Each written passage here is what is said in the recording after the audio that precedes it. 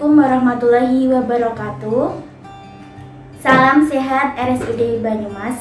Senang sekali hari ini kita bertemu lagi dengan acara Dobokan Putri Pedomas seputar materi dan informasi dokter dan orang-orang mumpuni di RSUD Banyumas.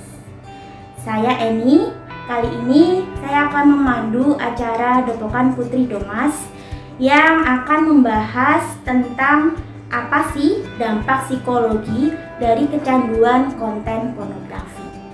Sudah hadir duduk di sebelah kanan saya narasumber yang ahli di bidangnya, salah satu psikolog klinis di RSUD Banyumas, yaitu Mbak Nuri Sabila Musalina atau biasa dipanggil Mbak Saling ya Mbak. Betul Mbak Eni.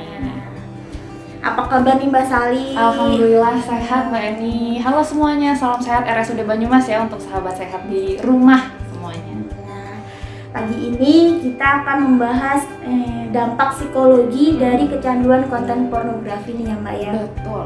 Tentunya Mbak Sali sudah siap dong dengan materi yang akan disampaikan untuk sahabat sehat di rumah. Insya Allah siap deh untuk teman-teman sahabat sehat di rumah. Oke, tidak perlu berlama-lama lagi ya Mbak, karena mungkin sahabat sehat sudah penasaran nih dampak psikologis apa aja sih bagi individu yang kecanduan dari konten pornografi gitu. Oke, untuk yang pertama nih Mbak, Ya. Bisa dijelaskan nggak definisi tentang apa sih itu pornografi? Gitu. Oke, definisi pornografi sendiri ya sahabat sehat itu adalah intinya konten gitu ya yang memicu atau memunculkan pikiran atau perasaan seksual, dan biasanya di dalamnya itu memaparkan atau menggambarkan aktivitas seksual yang memang jelas ya secara eksplisit. Jadi emang ada organ genitalnya atau juga sexual intercourse dan lain sebagainya. Itu sih pornografi. Ya, pornografi ya. Terus tadi sudah membahas tentang pornografi itu sendiri. Nah, sekarang makna dari kecanduan. Kecanduan itu apa sih Mbak menurut Mbak Sari? Oke, pertanyaan bagus ya. Sebelum kita bahas tentang kecanduan pornografi, memang kita perlu bahas dua itu. Kalau kecanduan sendiri atau bahasa Inggrisnya addiction atau adiksi, itu menurut American Association of Psychology atau APA, adiksi atau kecanduan itu sebenarnya masuk ke dalam gangguan kronis yang sebenarnya perkembangan dan kearahannya itu sangat erat dipengaruhi oleh faktor biologis, faktor psikologis, sosial, dan juga lingkungan. Nah, secara biologis gitu ya, memang gen ternyata ya Mbak Eni dan sahabat sehat, gen itu adalah salah satu faktor terbesar yang menentukan seseorang itu punya perasaan senang ketika melakukan suatu perilaku secara berulang yang akan mengarah pada sebuah perilaku kecanduan. Nah, gen itu sebenarnya faktor risiko terbesar. Tapi kemudian faktor risiko, faktor seperti psikologis gitu ya, kalau misalnya orang dalam kondisi stres, trauma gitu ya, kecemasan tinggi, itu juga bisa memicu adanya perilaku kecanduan. Kalau dari sisi sosial misalnya ada pengaruh dari teman-teman atau keluarga gitu ya. Dan yang terakhir dari lingkungan, misalnya kemudahan untuk mengakses, kemudahan untuk misalnya harga yang murah gitu ya. Intinya kemudahan-kemudahan untuk melakukan perilaku-perilaku tersebut. Nah, kecanduan itu kan misalnya bisa juga kecanduan obat-obatan terlarang gitu ya, kecanduan games, kecanduan alkohol. Nah, untuk porn addiction atau kecanduan pornografi sendiri gitu ya, itu juga masih rancu nih, masih diperbincangkan apakah sebenarnya ada atau sebenarnya belum ada gitu secara definisi kesehatannya gitu Mbak. Nah, bisa Mbak ya kecanduan ya. Oke, lalu kita beranjak ke secara psikologis nih Mbak. Apakah mengkonsumsi pornografi itu sesuatu yang normal? Oke, ini menarik ya.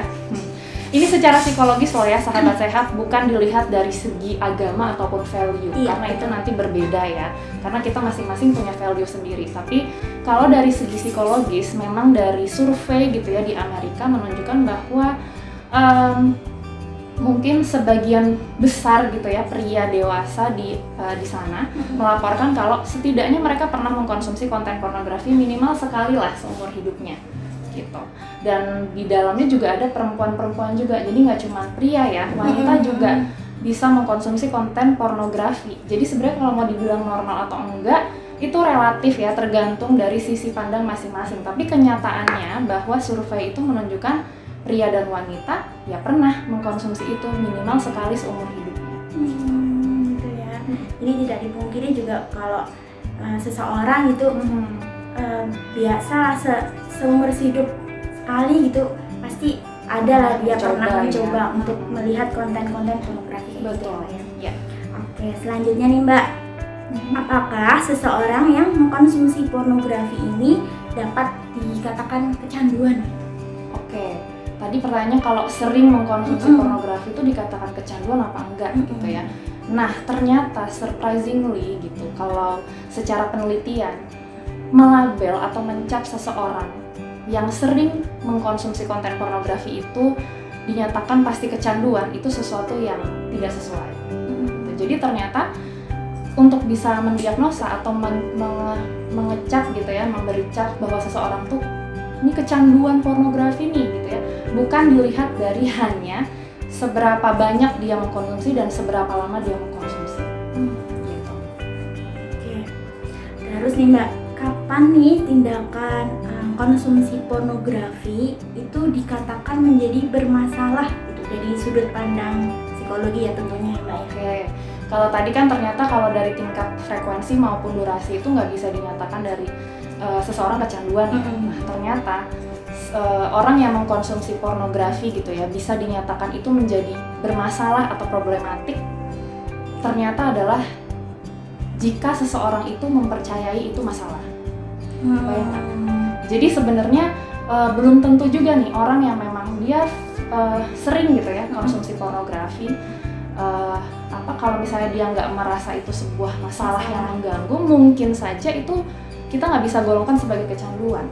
Tapi malahan ketika kita menginterpretasi, meyakini dan memandang bahwa perilaku ini tuh sesuatu yang masalah, sesuatu yang salah, itulah titik dari tanda awal kita bisa diagnosa bahwa oh dia kecanduan gitu. Tapi hal-hal lain gitu ya Mbak Eni yang bisa kita lihat, makanya tadi balik lagi dinyatakan kecanduan atau bermasalah itu kalau misalnya di setiap orang individu gitu ya yang udah mengkonsumsi konten pornografi itu sampai mengganggu fungsi-fungsi di kehidupan. Misalnya dia jadi kepikiran tentang pornografi terus dia jadi nafsu makannya bermasalah, atau dia jadi sulit konsentrasi kerja, konsentrasi belajar, dia jadi sulit membina relasi sama orang lain, dia jadi menimbulkan perilaku-perilaku yang kompulsif gitu. Jadi itu yang intinya kalau dia merasa ini salah gitu dan itu mengganggu. Selebihnya malah dikaitkan sama keyakinan atau agama masing-masing orang gitu. Justru ketika seseorang mengkonsumsi konten pornografi padahal dia yakin di agamanya itu harusnya tidak, nah perasaan bersalah itulah yang menjadi masalah, yang memicu stres, kecemasan, depresi gitu ya. Jadi dikatakan bermasalah sesuai dengan interpretasi diri sendiri dan tentunya berdampak pada fungsional kehidupan sehari-hari seperti itu. Betul banget ya. Kemudian nih Mbak, dampak psikologis apabila seseorang individu itu mengkonsumsi konten pornografi, dampaknya seperti apa? Nah ini nih yang ditunggu-tunggu sahabat sehat ya. Dampak psikologisnya itu ternyata dari review beberapa penelitian, banyak penelitian gitu ya, ada yang efeknya positif sampai negatif tentangnya. Nah positifnya itu dari 3 penelitian ya, tentang penelitian tentang perkembangan manusia, tentang relasi, dan juga tentang kesehatan mental. Kalau yang tentang perkembangan manusia itu efek positifnya adalah bisa juga menjadi afirmasi terhadap identitas seksual seseorang, atau juga edukasi seksual dan eksplorasi gitu pada mungkin pasangan-pasangan yang menikah, ataupun memang dia ingin menambah pengetahuan tentang aktivitas seksual secara psikologis lah ya. Yang negatifnya adalah bisa juga membuat persepsi yang tidak akurat mengenai seksualitas dirinya sendiri, dan juga bisa meningkatkan kekerasan dan agresivitas seksual gitu. Terus kalau secara relasi nih, dalam penelitian terkait relasi, nah positifnya bisa meningkatkan kepuasan seksual gitu ya apabila dimanfaatkan sesuai dengan fungsinya gitu. Tapi efek negatifnya juga bisa meningkatkan objektivitas seksual terhadap pasangan, ataupun juga merendahkan tingkat kepuasan seksual dengan pasangan Dan yang terakhir nih, penelitian di dalam bidang kesehatan mental ya, ternyata efek positifnya belum diketahui. Dan malah efek negatifnya itu udah ke arah adanya ketidakselarasan antara moral dengan kecanduan pornografi yang seperti tadi kita bilang. Jadi kayak seseorang itu mulai cemas dan depresi karena dia nggak ngerasa apa yang dia yakini benar dan yang dia lakukan itu selaras. Nah, itu yang bisa memicu hal negatif. Dan yang terakhir, bisa memicu adanya disregulasi atau kesulitan untuk mengatur impuls, mengatur dorongan dalam diri sehingga mengarah pada paling parahnya itu gangguan perilaku seksual kompulsif. Jadi dorongan untuk terus ingin melakukan perilaku seksual yang berlebih-lebihan.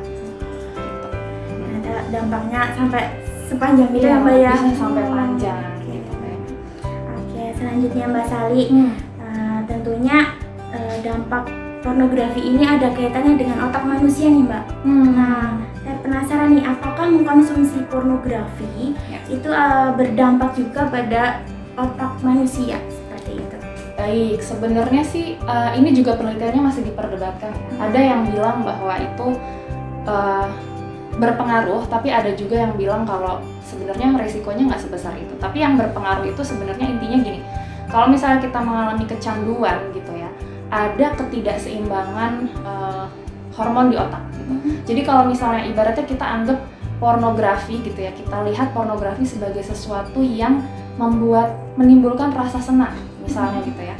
Nah, rasa senang itu akan memicu hormon norepinefrin dan juga serotonin yang berupa hormon untuk mengatur mood gitu kan. Nah, ketika kita tidak mengkonsumsi pornografi, jadinya misalnya ada orang nih ya, dia udah biasa mengkonsumsi pornografi dan merilis hormon itu, terus dia nggak konsumsi. Nah, itu bisa memicu adanya ketidakseimbangan dan dia akan terus mencari-cari supaya mendapatkan kebahagiaan dan perasaan senang yang sama. Dan malah ketika itu sudah keterusan, dia tadi memicu adanya perilaku yang kompulsif. Gitu. Ada juga sih penelitian yang bilang akan memicu perubahan dalam struktur saraf di otak gitu ya, tapi itu masih dalam perdebatan. Intinya sih ya apapun yang kita lakukan sebenarnya pasti berdampak sama otak ya. Dan kalau memang itu sudah mengganggu dan bikin kita menjadi memikirkan pornografi terlalu sering dan mengganggu aktivitas kita, ya itu pasti sudah sangat berpengaruh di otak kita gitu Mbak. Penjelasannya sangat luar biasa ya sahabat sehat. Oke, pertanyaan terakhir nih Mbak, tentunya apa sih dan bagaimana cara individu itu apabila dia sudah kecanduan pornografi gitu, apa aja yang perlu dilakukan gitu. Oke, saya akan kasih tahu beberapa hal yang bisa dilakukan sendiri ya, secara mandiri ya. Mungkin yang pertama gini, tentukan tujuan. Jadi seseorang itu harus menentukan tujuan. Tujuannya apa?